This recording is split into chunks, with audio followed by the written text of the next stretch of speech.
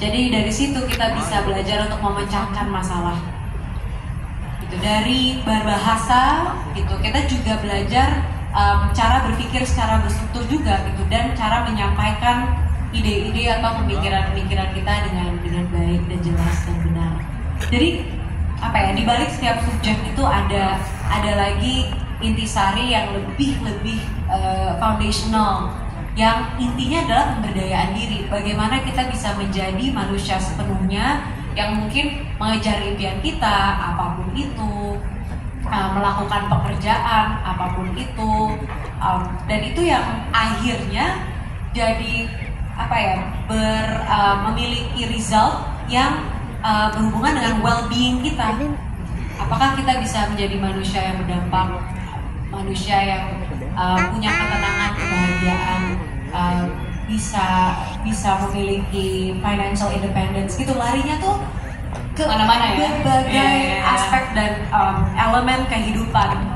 Jadi kalau dipikir-pikir, aku pernah di sebuah acara talk show terus ditanya, kamu pernah bolos nggak? Sejujurnya pernah, karena misalnya dulu misalnya aku soalnya sambil kerja SMP SMA tuh memang udah mulai main film atau apa gitu ya. Jadi aku ada masa-masanya aku miss hari-hari di sekolah. Jadi aku miss subjeknya gitu. Terus dulu tuh aku sempet ada konsep namanya predicted score di sekolah aku. Dan aku tuh nggak dikasih predicted score yang bagus sama guru-guru aku karena dia bilang, ya gimana, kamu kan sering miss sekolah gitu, nggak mungkin nanti nilai akhirnya bagus. Nah itu pokoknya aku sempet yang gemes banget, padahal harusnya secara performance aku dapat nilai berapa gitu, tapi dikasihnya berapa.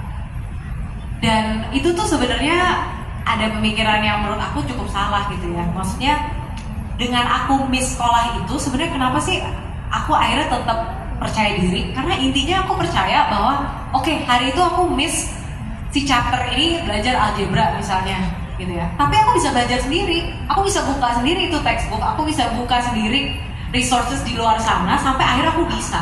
Jadi bahwa apa ya, aku tuh berusaha banget nggak terlalu dependent atau bergantung gitu dengan institusi sekolah juga, karena sebenarnya akan ada banyak situasi kok yang kita nggak selalu ada yang menuntun gitu dalam proses belajar. Jadi mungkin itu sih yang membuat aku sampai sekarang tuh jadi apa ya, seneng aja, seneng belajar, seneng dari nggak bisa jadi bisa gitu.